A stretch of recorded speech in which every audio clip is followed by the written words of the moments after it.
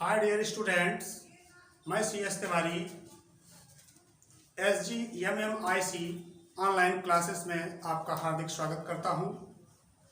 Class 12 physics के अंतर्गत हम आज यूनिट फर्स्ट के अंतर्गत जो स्थिर वैद्युतिकी यूनिट है, यूनिट फर्स्ट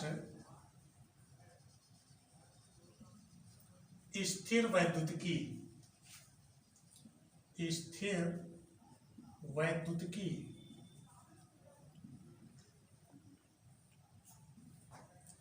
जिसे हम इलेक्ट्रोस्टैटिक कहते हैं।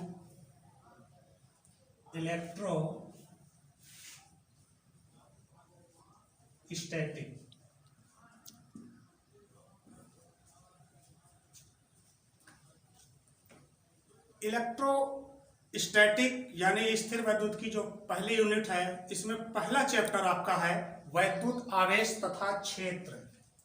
वैद्युत आवेश तथा क्षेत्र।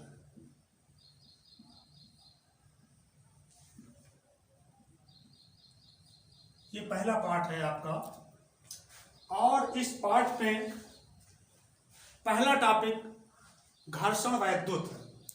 घर्षण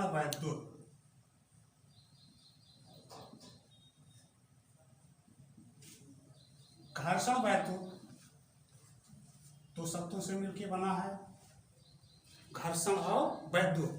घर्षण का अर्थ यह होता है जब किन्हीं दो वस्तुओं को आपस में रगड़ते हैं तो उनमें आवेश उत्पन्न हो जाता है, और वैद्युत का अर्थ होता है कि हल्की वस्तुओं को अपनी तरफ खींचने का जो गुण होता है उसे हम वैद्युत कहते हैं।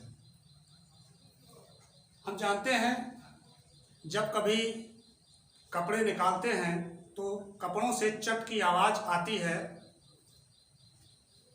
तो वो क्या चीज है?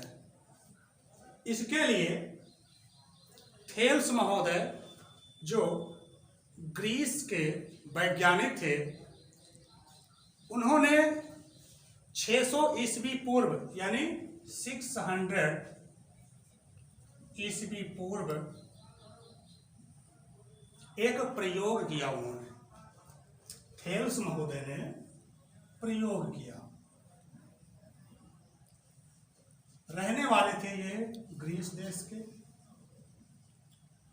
इन्होंने एक प्रयोग किया जिसके लिए उन्होंने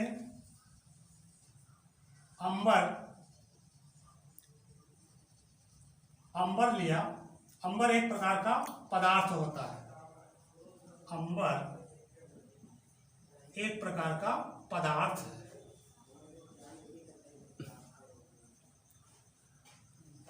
इस अंबर को उन्होंने ऊनी वस्त्र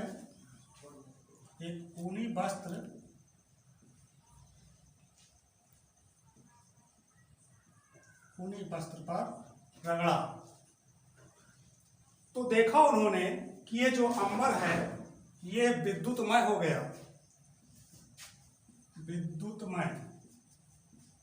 विद्युतमय का अर्थ होता है कि उस पे आवेश आ गया।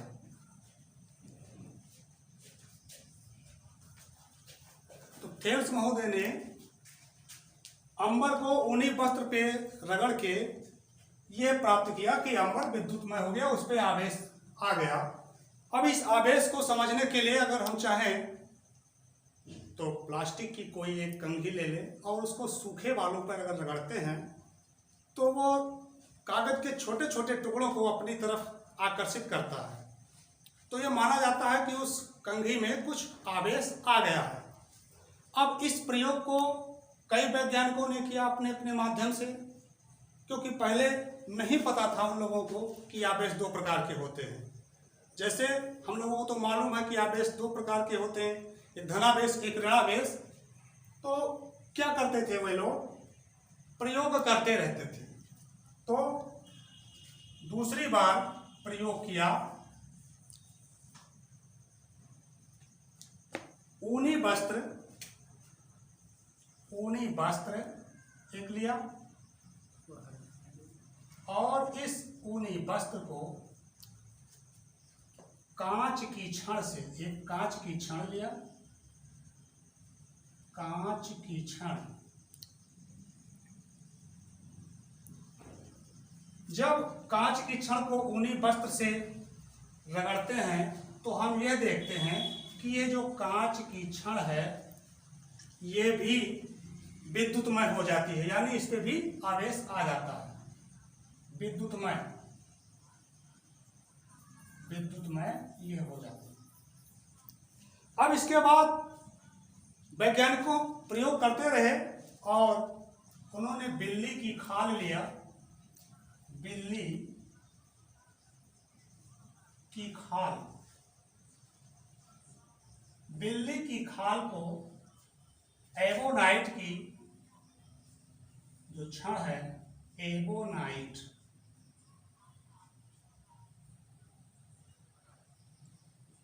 एबोनाइट की छड़ से रगड़ा। अच्छा, एबोनाइट क्या होता है इसको जान लेते हैं। ये प्लास्टिक और रबर का ठोस आकार में होता है, प्लास्टिक इसमें मिला होता है, प्लास्टिक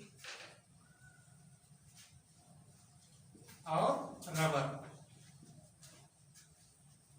तो देखा उन्होंने कि एबोनाइट की जो छड़ है यह भी विद्युतमय हो गई, विद्युतमय हो गया। अब देखा कि ये जो ऊनी वस्त्र है, जो कांच की छड़ रगड़ के विद्युतमय बनाई गई थी, एक दूसरी कांच की छड़ ले लेते हैं और ऊनी वस्त्र पे रगड़ते हैं। रगड़ने के बाद इस वाली छड़ के पास जो विद्युतमय है इसे भी पास में लाते हैं। दूसरी वाली जो कांच की छड़ है इसके पास लाते हैं तो देखते हैं कि यह दोनों छड़ एक दूसरे को प्रतिकर्षित करते हैं, यानी अपने पास से भगाते हैं, बाहर करते हैं। यहां पे एक बल कार्य करता है, उस बल को हम कहते हैं प्रतिकर्षण बल, प्रतिकर्षण बल। अब एबोनाइट पे भी यही प्रयोग किया, एबोनाइट को लेकर के बिल्ली की खाल पे रगड़ करके और इस एबोनाइट यानी आप विद्युतमय जो छड़ है उसके पास लाते हैं और यहां पर भी देखते हैं कि ये जो एबोनाइट की जो छड़ है, एबोनाइट की जो छड़ है, पास लाने पे ये भी एक दूसरे पर प्रतिकर्षण बल लगाते हैं, प्रतिकर्षण बल लगाते हैं। तो इसके बाद देखा कि यह जो ऊनी वस्त्र पे कांच की छड़ को जो रगड़ के विद्युत में बनाया गया था, इस पे अलग प्रकार का आवेश है। एबोनाइट की छड़ लेकर के बिल्ली की खाल पे रगड़ कर जो विद्युतमय बनाया गया था, इस पे डिफरेंट प्रकार की यानी अन्य प्रकार की आवेश है। अब इसके आगे उन्होंने किया कि इस एबोनाइट वाली छड़ को जो कि विद्युतमय है और इसमें से एक कांच की छड़ जो विद्युतमय है, इन्हें पास पास रखा। ये थी कांच की छड़, कांच की छड़, और दूसरी जो छड़ थी एबोनाइट की छड़, एबोनाइट की छड़। जब यहां इन दोनों को पास पास लाते हैं, क्योंकि ये दोनों विद्युतमय हैं, आवेश युक्त हैं, तब यहां पे कंडीशन होता है कि ये एक दूसरे को आकर्षित करने लगती हैं, यानी इन दोनों क्षणों के मध्य एक आकर्षण बल कार्य करता है, एक आकर्षण बल कार्य करता है। तो वैज्ञानिकों ने यह सोचा कि यहाँ जो कांच की छड़ पे जो आवेश था, एबोनाइट की छड़ पे जो आवेश था, ये दोनों डिफरेंट प्रकार के थे।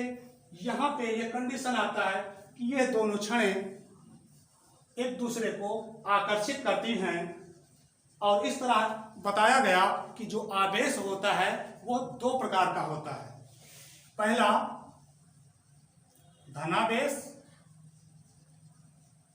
जिसपे पॉजिटिव चार्ज होता है और दूसरा होता है ऋणावेश।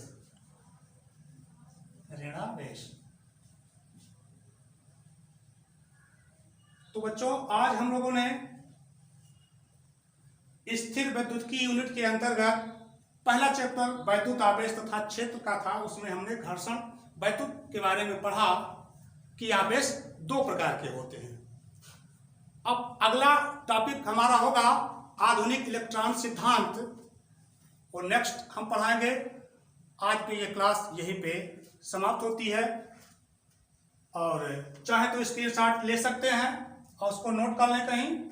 इसी के साथ धन्यवाद।